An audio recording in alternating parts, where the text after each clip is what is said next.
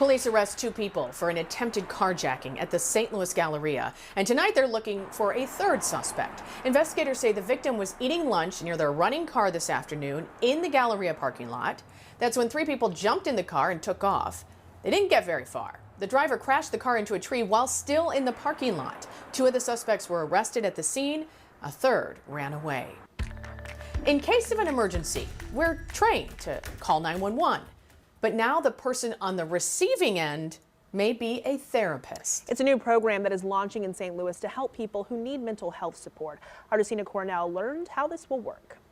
It will be the first external program in the country. St. Louis leading the way. The city is partnering with a group called Behavioral Health Response, or BHR, to hand over certain 911 calls to mental health therapists. Someone calls in, from there, what happens? Those 911 dispatch staff are then trained to know which of those calls to divert to BHR. And then our master level clinicians will talk to the person, de-escalate, make sure that everything is safe, give them a safety plan for the night, and then link them to longer term treatment services. About 700,000 calls ring in each year. About 5,000 of them will go to BHR. So the goal is to deflect anybody away from the criminal justice system and the ER. Wilford Pinkney Jr., Director of Children, Youth, and Families, came to St. Louis in 2018 to help kick off several programs like this.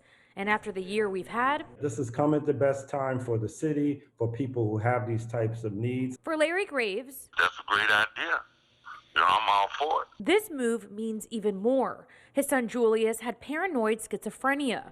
In 2019, he died after being tased and sedated during an arrest. He'd been tased by officers twice before during psychotic episodes. Graves believes a program like this could have changed his son's outcome. I would say his chances would have been much greater. He may still be alive. But he hopes now this will change other lives.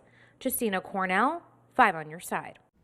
The program is set to begin between January and February. Beyond therapists on the phone, if a person needs an on-site response, a clinician will partner with a police officer. Both of them will show up and try to de-escalate a situation. Then that clinician will provide long-term services.